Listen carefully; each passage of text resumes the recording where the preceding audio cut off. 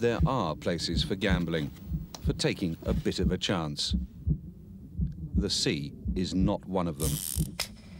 Break the rules here, ignore them, get careless, forget them or think they no longer apply to you, and the results could be devastating.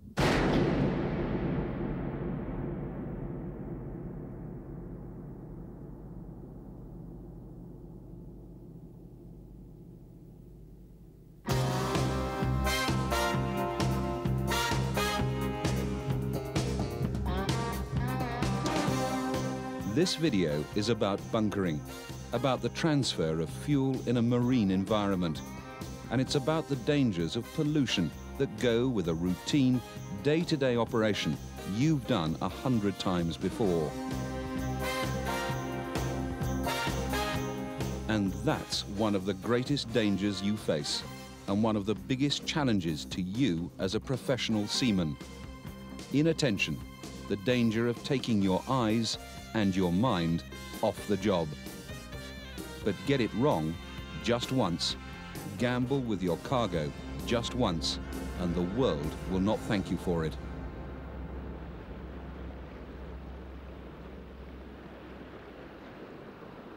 One analysis of all marine insurance pollution claims showed that 37% were caused by bunker spills. Those spills resulted in claims worth tens of millions of dollars. If you're dealing with oil, then you might as well be dealing with dynamite.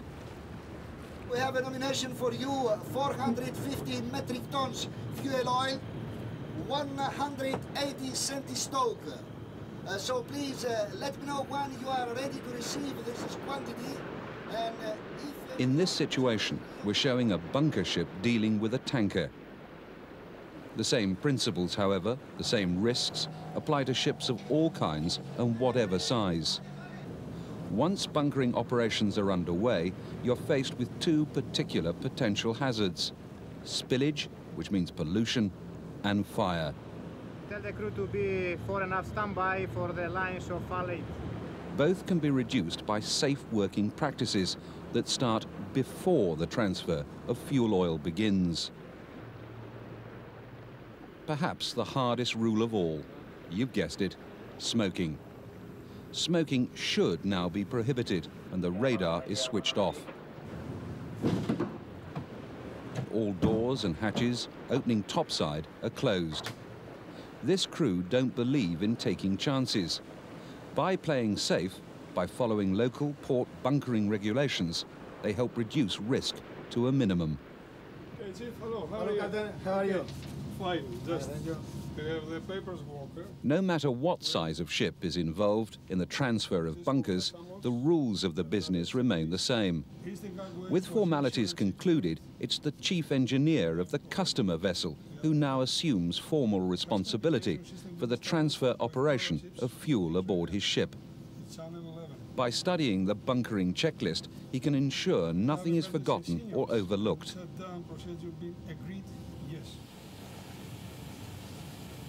Any chief engineer, if he's wise, however, will always involve other crew members in these operations.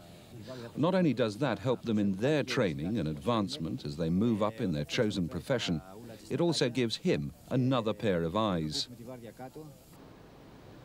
One of the most frequent causes of spillage and accidental discharge on ships of all kinds has its origins in the transfer of fuel to the onboard storage tanks.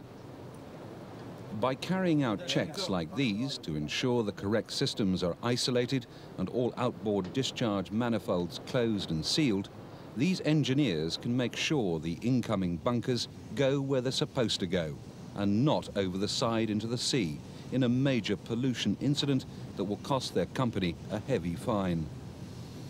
Although it is the master who carries the ultimate responsibility for everything that goes on aboard his ship, and risks heavy fines if bunkering operations go wrong, everyone suffers after a pollution incident. An accident now, a moment's carelessness, and this engineer will find he's done his own career prospects no good at all. Throughout bunkering operations, On ships, large and small, on tankers, gas carriers, container vessels, or general cargo ships, whenever bunkering takes place, the responsible officers of both ships take fuel samples aboard the bunker ship. These samples will be taken, sealed, and then signed for. Later, they can be analysed to ensure the customer got what he paid for. Meanwhile, aboard the customer ship and before the start of fuel transfer operations, anti-pollution precautions continue. Every spill matters, both large and small. This ship has a routine of preparing for even the smallest and for making sure that the things they might need are ready and instantly to hand, before the hoses are even connected. If there is a spill, then seconds will count. Time really is money. Time is money on smaller ships too, on general cargo carriers as well as oil tankers. Every ship, both large and small, must take anti-pollution and fire precautions seriously. So, position fire extinguishers nearby. Locate sawdust bag. Position adequate drip trays. Mops, squeegees and broom to hand. Flake out hoses. Now the customer checks volume and tonnage on board the bunker ship before delivery starts. They'll do so again when delivery is over to verify the quantity transferred. While the deckhand sets up the safety precautions they hope will never be needed, others check that the scupper plugs are in place. Then, if there is spillage, it can be contained aboard ship and, once again, save your owners massive fines. Okay, stop. It's the point of transfer that offers most risk of spillage.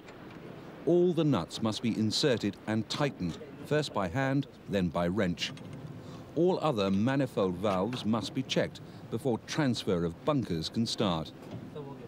Are they all closed, blank flanged and oil tight? Because if they're not, check. To check costs you nothing.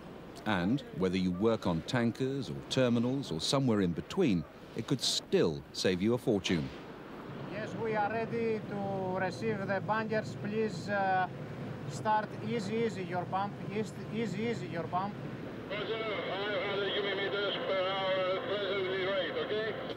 Yeah, now we are going to start the cargo. Stand by, please. Control deck. Yeah, Chief, they are ready and you can start pumping now. Okay, open. This, particularly, is the moment when everyone involved needs to be switched on, concentrating. If hoses haven't been connected correctly, you're about to find out. Now. Very low pressure on the beginning, and I will call you back to increase pressure later on, okay? The bunker barge crew starts the transfer slowly. As the flow of oil starts, crews on both vessels check that the hose is dry and tight.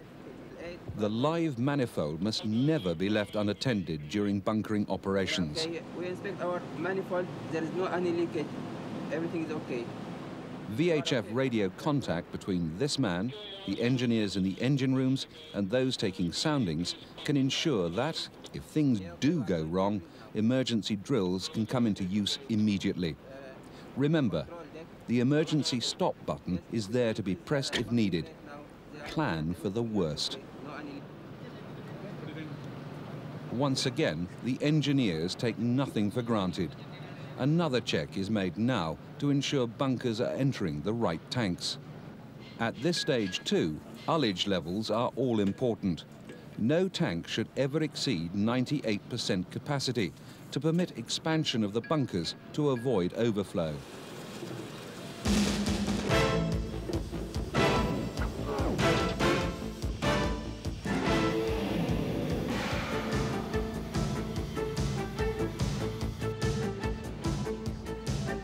Stand by, 10 minutes notice to complete the bunkering. 10 minutes more to complete bunkering. Yeah, okay, 10 minutes notice to stop the cargo. Thank you.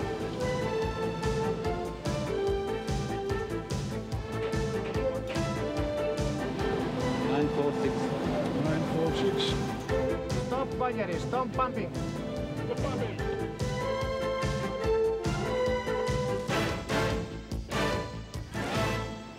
Before they start disconnecting, the bunker barge master will wait a few minutes to allow the bunkers to settle before final readings. Once these are done, the chief engineer takes a final measure of level and the temperature of the fuel oil is checked. Once both parties are happy that the fuel oil to be paid for has actually been delivered, both ships can prepare to separate. Okay, please order your crew to be ready to disconnect the hose. The act of disconnection, however, is also a time when the danger of an accident, of pollution, dramatically increases. With delivery completed without incident or leak from the hose, all that is left now is the point of connection itself as a potential source of spillage and of pollution.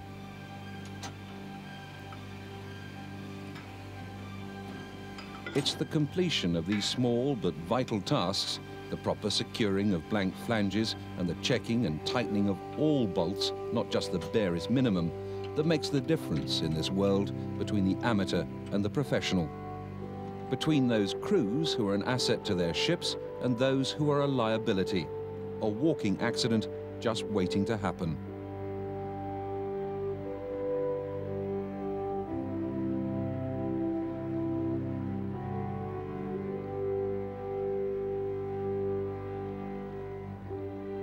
A routine operation successfully concluded, performed by professionals who know that at sea there is no room for carelessness, for shortcuts.